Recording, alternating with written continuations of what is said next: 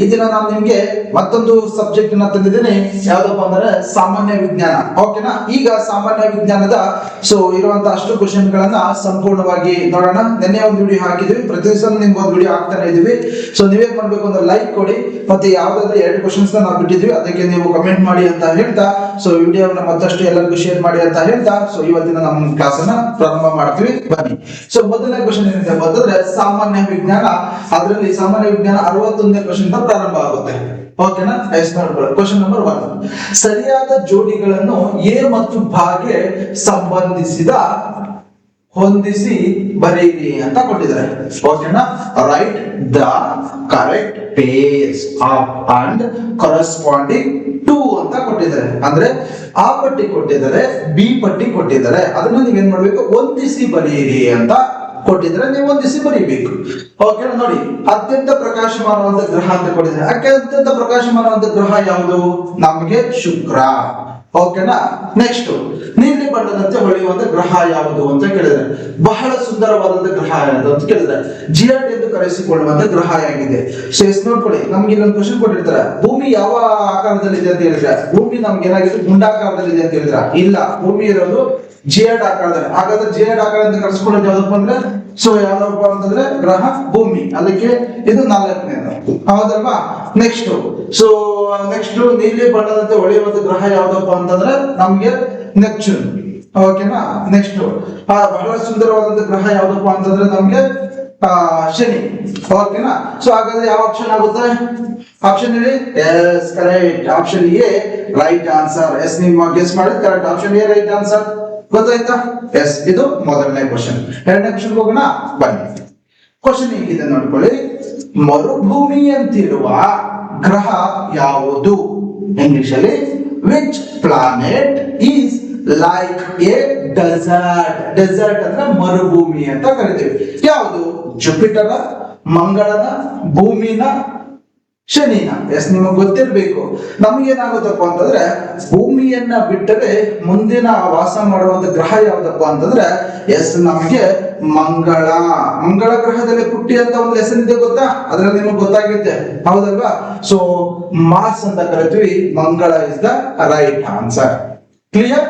ಮೂರನೇ ಕ್ವಶನ್ ಅಂದ್ರೆ 63ನೇ ಕ್ವಶನ್. ಬಾಹ್ಯಾಕಾಶದಿಂದ ಭೂಮಿಯನ್ನೇ ನೋಡಿದಾಗ ಭೂಮಿಯು ಗೋಚರಿಸುವ ಬಣ್ಣ ಯಾವುದು? ಆಕಾಶದಿಂದ ಭೂಮಿಯನ್ನು ನೋಡಿದಾಗ, when seen from space, what is the color of earth?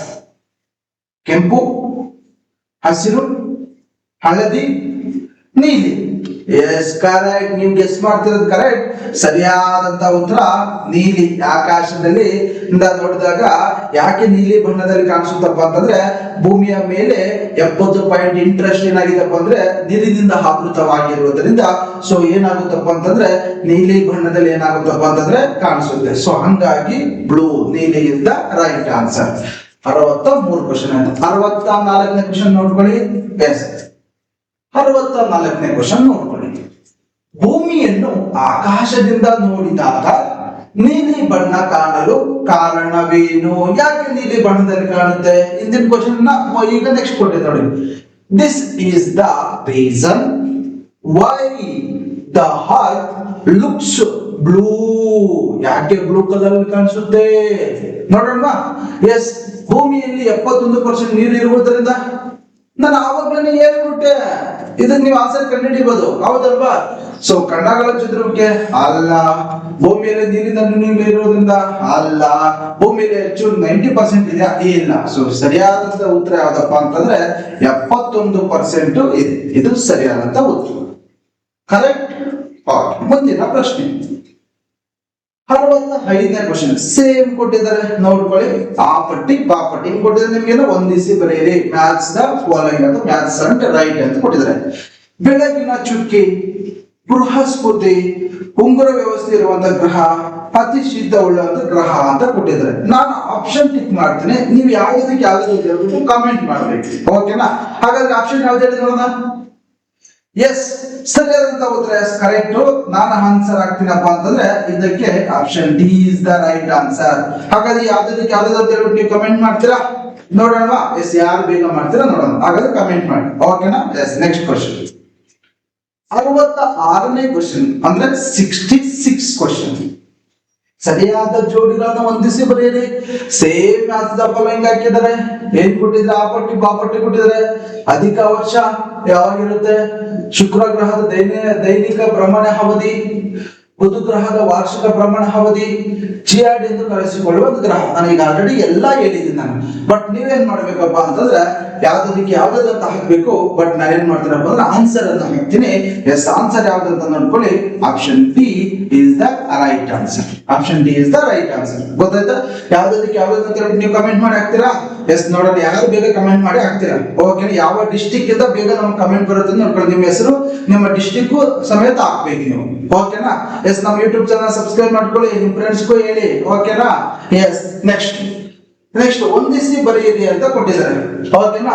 Maths the following same 67ನೇ ಕ್ವಶನ್ ಹಂಗೆ ಕೊಟ್ಟಿದ್ದಾರೆ ನಮ್ಗೆ. ಓಕೆನಾ?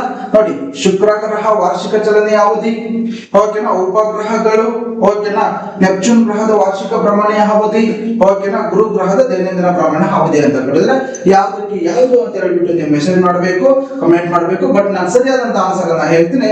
ಎಸ್, ಇದರಲ್ಲಿ ಸರಿಯಾದಂತ ಉತ್ತರ ಯಾವ್ದಪ್ಪ ಅಂತಂದ್ರೆ ಎಸ್, ಇಲ್ಲಿ ಮಾಡಿದೀನಿ ನೋಡಿ, option A is the right answer. ಗೊತ್ತಾಗ್ತಿದ್ಯಾ? Option A is the right answer. ಕರೆಕ್ಟಾ? ಓಕೆ, ನೆಕ್ಸ್ಟ್ ಕ್ವಶನ್ ಹೋಗೋಣ. ಓಕೆನಾ? ನೆಕ್ಸ್ಟ್ ನೋಡ್ಕೊಳ್ಳಿ. ಸೇಮ್ ಹೊಂದಿಸಿ ಬರೆಯಿರಿ. ಮ್ಯಾಥ್ಸ್ ದ ಫಾಲೋಯಿಂಗ್ ಹಿಂದೆ ಬರ್ತಾ ಇದೆ. ಎಲ್ಲ ಮ್ಯಾಥ್ಸ್ ದ ಫಾಲೋಯಿಂಗ್ ಅಂತ ಇದೆ ನೋಡಿ, ನಿಮ್ಗೆ ಗೊತ್ತಾಗ್ತಾ ಇದೆ. ಓಕೆನಾ? ನೆಕ್ಸ್ಟ್ ನೋಡಿ, ಕುಬ್ಜ ಗ್ರಹ ಅಂತ ಕೊಟ್ಟಿದ್ದಾರೆ, ಅಂಗಾರಕ ಗ್ರಹ ಅಂತ ಕೊಟ್ಟಿದ್ದಾರೆ, ಸೂರ್ಯನ ಗ್ರಹ ಅಂತ ಕೊಟ್ಟಿದ್ದಾರೆ, ಸಂಜೆಯ ಚುಕ್ಕಿ ಅಂತ ಕೊಟ್ಟಿದ್ದಾರೆ. ಓಕೆನಾ? ಸಂಜೆಯ ಚುಕ್ಕಿ ಅಂತ ಕೊಟ್ಟಿದ್ದಾರೆ. ಸೊ ಇದಕ್ಕೆ ನಾನು ಸರಿಯಾದಂತ ಉತ್ತರವನ್ನು ಹೇಳ್ತೀನಿ. ಎಸ್, ನೋಡ್ಕೊಳ್ಳಿ. ನೀವೇನ್ ಮಾಡಬೇಕಪ್ಪ ಅಂತಂದ್ರೆ, ಸೊ ಇದಕ್ಕೆ ಸರಿಯಾದಂತ ಉತ್ತರ ಯಾವ್ದಪ್ಪ ಅಂತಂದ್ರೆ option D is the right answer. Option D is the right answer. ನಿಮ್ಗೆ ಮ್ಯಾಥ್ಸ್ ದ ಫಾಲೋಯಿಂಗ್ ಈಸಿಯಾಗಿ ಹೆಂಗ್ ಕಂಡುಹಿಡಿಬೇಕು ಅಂತ ಹೇಳ್ಬಿಟ್ಟು ನನಗೊಂದು ಕಮೆಂಟ್ ಮಾಡಿ. ನಾನು ಈಸಿ ಟ್ರಿಕ್ ಅಲ್ಲಿ ಹೇಳ್ಕೊಡ್ತೀನಿ. ನೀವು ಕಮೆಂಟ್ ಮಾಡಿದ್ರೆ ಮಾತ್ರ ನಾನು ಈಸಿ ಟ್ರಿಕ್ ಅಲ್ಲಿ ಹೇಳ್ಕೊಡ್ತೀನಿ. ಮಾಡ್ತೀರಾ? ಮಾಡಿ. ಈಸಿ ಟ್ರಿಕ್ ಅಲ್ಲಿ ಹೆಂಗೆ ಸರ್ ಅಂತ ಹೇಳ್ಬಿಟ್ಟು ಕೇಳಿ ನನಗೆ.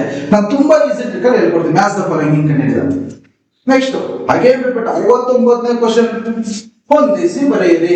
ಮ್ಯಾಥ್ಸ್ ಅಂಡ್ ರೈಟ್ ಅಂತ ಕೊಟ್ಟಿದ್ದಾರೆ. ಆ ಪಟ್ಟಿ ಕೊಟ್ಟಿರ್ತಾರೆ, ಬಾ ಪಟ್ಟಿ ಕೊಟ್ಟಿರ್ತಾರೆ. ಎಸ್, ನೋಡ್ಕೊಳ್ಳಿ.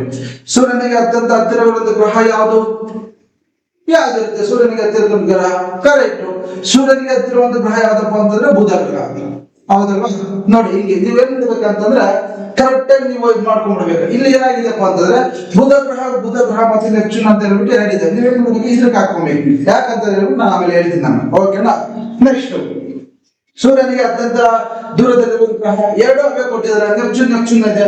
ಓಕೆನಾ? ಸೂರ್ಯನ ಸುತ್ತಲೂ ಕಡಿಮೆ ಅವಧಿ ತೆಗೆದುಕೊಳ್ಳುವ ಗ್ರಹ ಬುಧ ಗ್ರಹ. ಓಕೆನಾ? ಒಂದು ದಿನ ವರ್ಷಕ್ಕಿಂತ ಹೆಚ್ಚು ಅವಧಿ ತೆಗೆದುಕೊಳ್ಳುವ ಗ್ರಹ ನೆಪ್ಚೂನ್ ಗ್ರಹ. ಓಕೆನಾ? ಎಲ್ಲ ಅದಕ್ಕೆ ಸಂಬಂಧಪಟ್ಟಿದೆ. ಬಟ್ ಯಾವ್ದಕ್ಕಾಗುತ್ತೆ ಅಂತ ಹೇಳಬೇಕು. ನಾನು ಒಂದು ಹಾಕಿದ್ದೀನಿ, ನಾನು ಇನ್ನು 3 ನೀವು ಹಾಕಿಕೊಳ್ಳಿ. ಸೊ ಇದಕ್ಕೆ ಸರಿಯಾದಂತ ಉತ್ತರ ಬಂದು ಯಾವ್ದಪ್ಪ ಅಂತಂದ್ರೆ ಎಸ್, ಸರಿಯಾದಂತ ಉತ್ತರ ಯಾವ್ದಪ್ಪ ಅಂತಂದ್ರೆ yes, option 4 is the right answer. ಹಾಗಾದ್ರೆ ಯಾವ್ದಕ್ಕೆ ಯಾವ್ದು ಅಂತ ಹೇಳ್ಬಿಟ್ಟು ನೀವು ಕಮೆಂಟ್ ಮಾಡ್ತೀರಾ? ಎಸ್, ಕಮೆಂಟ್ ಬಾಕ್ಸ್ ಅಲ್ಲಿ ಕಮೆಂಟ್ ಮಾಡಿ ಯಾವ್ದಕ್ಕೆ ಯಾವ್ದು ಆಗ್ಬೇಕಂತ. ಓಕೆನಾ? ಎಸ್, ನೆಕ್ಸ್ಟ್ 70ನೇ ಕ್ವಶನ್ ನೋಡಿ. 70ನೇ ಕ್ವಶನ್. ಭೂಮಿ ತನ್ನ ಅಕ್ಷದಲ್ಲಿ ಒಂದು ಸಾರಿ ಮೈ ಸುತ್ತ ತಿರುಗಲು ತೆಗೆದುಕೊಳ್ಳುವ ಸಮಯ. ಭೂಮಿ ತನ್ನನ್ನ ತಾನು ಸುತ್ತಿದ್ರೆ ದೈನಂದಿನ ಚಲನೆ. ಭೂಮಿ ಸೂರ್ಯನನ್ನ ಸುತ್ತಿದ್ರೆ ವಾರ್ಷಿಕ ಚಲನೆ. ನೆನಪಿಟ್ಕೊಳ್ಳಿ, ಭೂಮಿ ತನ್ನನ್ನ ತಾನು ಸುತ್ತಲು ಒಂದು ದಿನ ಅಂದ್ರೆ 24 ಗಂಟೆ ತೆಗೆದುಕೊಳ್ಳುತ್ತಾನೆ. ಭೂಮಿ ಸೂರ್ಯನನ್ನ ಸುತ್ತಲು 1 ವರ್ಷ ತೆಗೆದುಕೊಳ್ಳುತ್ತಾನೆ. ಓಕೆನಾ? ಹಾಗಾದ್ರೆ ಕೇಳಿ, ಭೂಮಿ ತನ್ನ ಅಕ್ಷದಲ್ಲಿ ಒಂದು ಬಾರಿ ಮೈ ಸುತ್ತ ತಿರುಗಲು ತೆಗೆದುಕೊಳ್ಳುವ ಸಮಯ ಎಷ್ಟು ಅಂತ ಹೇಳಿದ್ರೆ, ಹಾಗಾದ್ರೆ ಈ ತರ ಹೇಳಿದೆ, ಒಂದು ಸುತ್ತನ್ನ ಸುತ್ತೋದಕ್ಕೆ ಎಷ್ಟು ತಗೊಂಡ್ರಪ್ಪ ಅಂತಂದ್ರೆ 24 ಗಂಟೆ ತೆಗೆದುಕೊಳ್ಳೋದು. ಅಂದ್ರೆ 24 ಗಂಟೆ ಅಂತಂದ್ರೆ ಒಂದು ದಿನ. Very good. ನೀವು ಹೇಳಿದ ಆನ್ಸರ್ ಕರೆಕ್ಟ್ ಆಗಿದೆ. ಎಸ್, ಕರೆಕ್ಟ್ ಆಗಿ ಗೆಸ್ ಮಾಡಿದ್ರೆ 24 ಇಸ್ ದ ರೈಟ್ ಆನ್ಸರ್. ಓಕೆನಾ? ಕರೆಕ್ಟ್. ಓಕೆ, ನೆಕ್ಸ್ಟ್ 71ನೇ ಕ್ವಶನ್. 71 ಕ್ವಶನ್. ವಿದ್ಯುತ್ ಬಲ್ಬ್ಗಳಲ್ಲಿ ಉಪಯೋಗಿಸಲ್ಪಡುವ ಅನಿಲ ಯಾವುದು ಅಂತ ಕೇಳಿದರೆ, ಇಲ್ಲಿ ಅರ್ಥ ಮಾಡ್ಕೊಳ್ಳಿ. ಅನಿಲ, which gas is used in electronic bulbs ಅಂತ ಕೇಳಿದ್ರೆ, ಗ್ಯಾಸ್ ಕೇಳಿದರೆ ಸೊ ಅದಕ್ಕೆ ಸರಿಯಾದಂತ ಉತ್ತರ ಯಾವ್ದಪ್ಪ ಅಂತಂದ್ರೆ ನೆನಪಲ್ಲಿ ಇಟ್ಕೊಳ್ಳಿ. ಸೊ ಆಪ್ಷನ್ ಬಿ ನಿಹಾನ್ ಮತ್ತು ಆರ್ಗಾನ್. ನಿಯಾನ್ ಮತ್ತು ಆರ್ಗನ್ ಅಂತಿದೆಯಲ್ಲ, ಸೊ ಇದು ಸರಿಯಾದಂತ ಉತ್ತರ. ಓಕೆನಾ? ನಿಮ್ಗೆ ಏನಾದ್ರು ಡೌಟ್ ಇದ್ರೆ ಕಮೆಂಟ್ ಮಾಡ್ತೀರಾ? ಕಮೆಂಟ್ ಮಾಡಿ ಏನಾದ್ರು ಡೌಟ್ ಇದ್ರೆ. ಓಕೆನಾ? 72ನೇ ಕ್ವಶನ್ ನೋಡ್ಕೊಳ್ಳಿ. ನೀರನ್ನು ಶುದ್ಧೀಕರಿಸಲು ನೀರಿನಲ್ಲಿ ಯಾವ ಅನಿಲವನ್ನು ಹಾಯಿಸುತ್ತಾರೆ? ಓಕೆನಾ? Which gas is passed in water to purify water ಅಂತ ಇದೆ. ಸೊ ಹಾಗಾದ್ರೆ ನೀರನ್ನ ಶುದ್ಧೀಕರಣ ಮಾಡಲು ಯಾವ ಅನಿಲವನ್ನ ಬಳಕೆ ಮಾಡ್ತಾರೆ ಅಂತ ಕೇಳಿದ್ರೆ, ಸೊ ಇದಕ್ಕೆ ಸರಿಯಾದಂತ ಉತ್ತರ ಅದಕ್ಕೆ ಯಾವ್ದು ಹಾಕ್ತಾರಪ್ಪ ಅಂತಂದ್ರೆ ಕ್ಲೋರಿನ್ ಅನ್ನ ಬಳಕೆ ಮಾಡ್ತಾರೆ. ಕ್ಲೋರಿನ್ ಹಾಕ್ತಾರೆ. ಸೊ ಅದು ಕ್ಲೋರಿನ್ ಹಾಕೋದ್ರಿಂದ ನೀರೇನಾಗುತ್ತೆ ಶುದ್ಧೀಕರಿಸುತ್ತೆ. ಶುದ್ಧಿ ಆದಾಗ ನಾವು ಆಟೋಮೆಟಿಕಲಿ ನೀರನ್ನ ನಾವು ಬಳಕೆ ಮಾಡಬಹುದು ಅಂತ ಹೇಳ್ತಾ, ಸೊ ಮುಂದಿನ ಪ್ರಶ್ನೆಗೆ ನಾವು ಹೋಗೋಣ. ಓಕೆನಾ? 73ನೇ ಪ್ರಶ್ನೆ. ವಿದ್ಯುತ್ ಬಲ್ಬ್ನ ಫಿಲಿಮೆಂಟ್ ಅನ್ನು ಯಾವುದರಿಂದ ತಯಾರಿಸುತ್ತಾರೆ? ಓಕೆನಾ? ಸೊ ಇದಕ್ಕೆ ಸರಿಯಾದಂತ ಉತ್ತರ ಯಾವ್ದಪ್ಪ ಅಂತಂದ್ರೆ ಟಂಗಸ್ಟನ್ ಅಂತ ಇದೆಯಲ್ಲ, ಸೊ ಟಂಗಸ್ಟನ್ ನ ಬಳಕೆ ಮಾಡಿಕೊಂಡು ಇದನ್ನ ತಯಾರಿ ಮಾಡ್ತಾರೆ. ಟಂಗಸ್ಟನ್ ಅಂತ ಇದೆಯಲ್ಲ, ಸೊ ಇದು ಸರಿಯಾದಂತ ಉತ್ತರ. ಓಕೆನಾ? 73ನೇ ಪ್ರಶ್ನೆಗೆ ಸರಿಯಾದಂತ ಉತ್ತರ ಟಂಗಸ್ಟನ್. ಓಕೆನಾ? ನೆಕ್ಸ್ಟ್ 74ನೇ ಪ್ರಶ್ನೆ. 74 ಕ್ವಶನ್. ಸಮೀಪ ದೃಷ್ಟಿ ದೋಷ ಎಂದರೇನು? ವಾಟ್ ಈಸ್ ನಿಯರ್ ಸೈಟೆಡ್ನೆಸ್ ಅಂತ ಕೊಟ್ಟಿದ್ದಾರೆ. ಇದಕ್ಕೆ ಸರಿಯಾದಂತ ಉತ್ತರ ಯಾವುದು? ಸಮೀಪ ದೃಷ್ಟಿ ದೋಷ ಅಂತಂದ್ರೆ ಏನಪ್ಪಾ ಅಂತಂದ್ರೆ ಎಸ್ ಇಲ್ಲಿದೆ ನೋಡ್ಕೊಳ್ಳಿ. ಸೊ ಈ ದೋಷ ಇರುವವರಿಗೆ ದೂರದ ವಸ್ತುಗಳು ಕಾಣಿಸುವುದಿಲ್ಲ. ಓಕೆನಾ? ಸಮೀಪ ದೃಷ್ಟಿ ದೋಷ ಅಂತಂದ್ರೆ ಹತ್ತಿರದಲ್ಲಿ ಕಾಣಿಸುತ್ತೆ, ದೂರದಲ್ಲಿರೋ ವಸ್ತುಗಳು ಕಾಣಿಸಂಗಿಲ್ಲ. ಅಂತಹವ್ರನ್ನ ಯಾವ ಕರಿತೀವಪ್ಪ ಅಂತಂದ್ರೆ ಸೊ ಸಮೀಪ ದೃಷ್ಟಿ ದೋಷ ಅಂತ ಕರಿತೀವಿ ನಾವು. ಕ್ಲಿಯರ್? ನೆಕ್ಸ್ಟ್ 75ನೇ ಕ್ವಶನ್ ನೋಡ್ಕೊಳ್ಳಿ. 75 ಕ್ವಶನ್. ಓಕೆನಾ? ಮನುಷ್ಯನ ದೇಹದ ಅತ್ಯಂತ ಉದ್ದದ ಎಲುಬು ಯಾವುದು ಅಂತ ಕೇಳಿದ್ದಾರೆ. Which is the longest bone in the human body ಅಂತ ಕೇಳಿದರೆ, ಸೊ ಇದಕ್ಕೆ ಸರಿಯಾದಂತಹ ಉತ್ತರ ಯಾವುದು ಅಂತ ಹೇಳ್ಬಿಟ್ಟು ನೀವೇನ್ ಮಾಡ್ಬೇಕಪ್ಪ ಅಂತಂದ್ರೆ ಕಾಮೆಂಟ್ ಮಾಡಬೇಕು. ಓಕೆನಾ? ಕಾಮೆಂಟ್ ಮಾಡ್ತೀರಾ? ಯಾವ್ದು ಆನ್ಸರ್ ಅಂತ ಹೇಳಿ ಕಮೆಂಟ್ ಮಾಡ್ತೀರಾ? ಎಸ್ ಕಮೆಂಟ್ ಮಾಡಿ ನೋಡ, ನೀವೇ ತಿಳ್ಕೊಂಡು ಕಮೆಂಟ್ ಮಾಡಿ. ಓಕೆನಾ? 76ನೇ ಕ್ವಶನ್ ನೋಡ್ಕೊಳ್ಳಿ. ಓಕೆನಾ? ನೆಕ್ಸ್ಟ್ ಈ ಕೆಳಗಿನವುಗಳಲ್ಲಿ ಯಾವುದು ಜಡ ಅನಿಲ ಅಲ್ಲ ಅಂತ ಕೇಳಿದರೆ question. Observe the question students carefully. ಓಕೆನಾ? Which of the following is not an ಇನ್ ಗ್ಯಾಸ್ ಅಂತ ಕೊಟ್ಟಿದ್ದಾರೆ. ಓಕೆನಾ? ಸೊ ಇದಕ್ಕೆ ಸರಿಯಾದಂತ ಉತ್ತರ ಯಾವ್ದಪ್ಪ ಅಂತಂದ್ರೆ yes correct, chlorine is the right answer. ಓಕೆನಾ? ಕ್ಲೋರಿನ್ ಗೊತ್ತಿದೆಲ್ಲ, ಕ್ಲೋರಿನ್ ಇಸ್ ರೈಟ್ ಆನ್ಸರ್. ಓಕೆನಾ? ಗೊತ್ತಾಯ್ತಾ? ಕ್ಲೋರಿನ್ ನೆನ್ಪಡಿಟ್ಕೊಳ್ಳಿ. ಎಷ್ಟು ಕ್ವಶನ್ ಆಯ್ತು? 76 ಕ್ವಶನ್ ಆಯ್ತು. ನೆಕ್ಸ್ಟ್ 77ನೇ ಪ್ರಶ್ನೆ ನೋಡ್ಕೊಳ್ಳಿ. ಏನ್ ಕೊಟ್ಟಿದ್ರೆ ಅಂತ, ಸೂರ್ಯನಿಂದ ಕಾಣಿಸ್ತಿದೆಯಲ್ಲ ನೋಡಿ, ನಿಮ್ಗೆ ಚೆನ್ನಾಗಿ ಕಾಣಿಸ್ಲಿ ಅಂತ ಹೇಳ್ಬಿಟ್ಟು ನಾನು ಈ ಕಡೆಯಿಂದ ಹೇಳ್ತೀನಿ. ಸೂರ್ಯನಿಂದ ಭೂಮಿಗೆ ಶಾಖ ಹೇಗೆ ಹರಡುತ್ತದೆ? ನೋಡಿ, ಈಸಿ ಪ್ರಶ್ನೆ. How does heat spread from the sun to the earth? ಸೂರ್ಯನಿಂದ ಭೂಮಿಗೆ ಕಿರಣಗಳು ಬರುತ್ತಲ್ವಾ, ಯಾವ ರೀತಿ ನಮ್ಗೆ ಬೆಳಕು ಬರುತ್ತೆ ಅಂತ ಕೇಳಿದರೆ, ಸೊ ಇದಕ್ಕೆ ಸರಿಯಾದಂತ ಉತ್ತರ ಯಾವ್ದಪ್ಪ ಅಂತಂದ್ರೆ, ಸೊ ಸರಿ ಉತ್ತರ ಇದಕ್ಕೆ ಎಸ್ ನೋಡ್ಕೊಳ್ಳಿ. ಇದಕ್ಕೆ ವಿಕಿರಣದಿಂದ ಮಾತ್ರ, ರೇಡಿಯೇಷನ್ಸ್ ಓನ್ಲಿ. ಓಕೆನಾ? ಸೊ ಇದರ ಮೂಲಕ ನಮ್ಗೆ ಏನಾಗುತ್ತಪ್ಪ ಅಂತಂದ್ರೆ, ಸೊ ಸೂರ್ಯನಿಂದ ಭೂಮಿಗೆ ಏನಾಗುತ್ತಪ್ಪ ಅಂತಂದ್ರೆ ಸೊ ಬೆಳಕನ್ನ ನಾವು ಕಾಣ್ತೀವಿ ನಾವು. ಓಕೆನಾ? ಗೊತ್ತಾಯ್ತಾ? ಸೊ 77ನೇ ಕ್ವಶನ್ ಆನ್ಸರ್ ಗೊತ್ತಾಯ್ತಾ? ನೋಡಿ, ನಾನು ಕ್ವಶನ್ ಓದಿದ ಮುಂಚೆನೆ, ನಾನು ಆನ್ಸರ್ ಹೇಳಿದ ಮುಂಚೆನೆ ನೀವೇನ್ ಮಾಡ್ಬೇಕಂದ್ರೆ ಆನ್ಸರ್ ನ ಕಮೆಂಟ್ ಮಾಡ್ಬಿಡಿ. ಯಾಕಂದ್ರೆ ನಿಮ್ಗೆ ಯಾವ್ದು ಆನ್ಸರ್ ಅಂತ ಗೊತ್ತಾಗ್ಬಿಡುತ್ತೆ. ನಾನು ಕ್ವಶನ್ ಓದ್ತಿದ್ದಾಗ ನೀವು ಪಟ್ ಅಂತ ನನ್ಗಿನ ಕ್ವಶನ್ ಮೊದಲೇ ಓದ್ಕೊಂಡು ನೀವು ಆನ್ಸರ್ ಮಾಡ್ಬಿಡಿ. ಓಕೆನಾ? ಎಸ್. ನೆಕ್ಸ್ಟ್ 78ನೇ ಕ್ವಶನ್. ನ್ಯೂಟನ್ ಈ ಕೆಳಗಿನ ಯಾವುದರ ಮಾಪನವಾಗಿದೆ? ನೋಡ್ಕೊಳ್ಳಿ. Newton is a measure of which of the following ಅಂತ ಕೊಟ್ಟಿದ್ದಾರೆ. ಓಕೆನಾ? ಸೊ ಇದಕ್ಕೆ ಸರಿಯಾದಂತ ಉತ್ತರ ನೋಡ್ಕೊಳ್ಳಿ. ಎಸ್ ಯಾವುದು ಸರಿಯಾದಂತ ಉತ್ತರ? ನ್ಯೂಟನ್ ಮಾಡಿದ್ದ ಯಾವ್ದು ಮೂಲಕಪ್ಪ ಅಂತಂದ್ರೆ ಫೋರ್ಸ್, ಬಲ ಪ್ರಯೋಗವನ್ನ ಮಾಡ್ತಾರೆ. ಫೋರ್ಸ್ ಕ್ರಿಯೆಗೆ ಪ್ರತಿಕ್ರಿಯೆ, ಎಷ್ಟು ಫೋರ್ಸ್ ಮಾಡಿದ್ರೆ ಅಷ್ಟು ಫೋರ್ಸ್ ನಮ್ಗೆ ಬರುತ್ತೆ ಅಂತ ಹೇಳ್ಬಿಟ್ಟು ನ್ಯೂಟನ್ ಏನ್ ಮಾಡ್ದಪ್ಪ ಅಂತಂದ್ರೆ ಇದನ್ನ ಬಲ ಪ್ರಯೋಗವನ್ನ ಮಾಡ್ತಾನೆ. Force is the right answer. ಓಕೆನಾ? 79ನೇ ಪ್ರಶ್ನೆ ನೋಡ್ಕೊಳ್ಳಿ.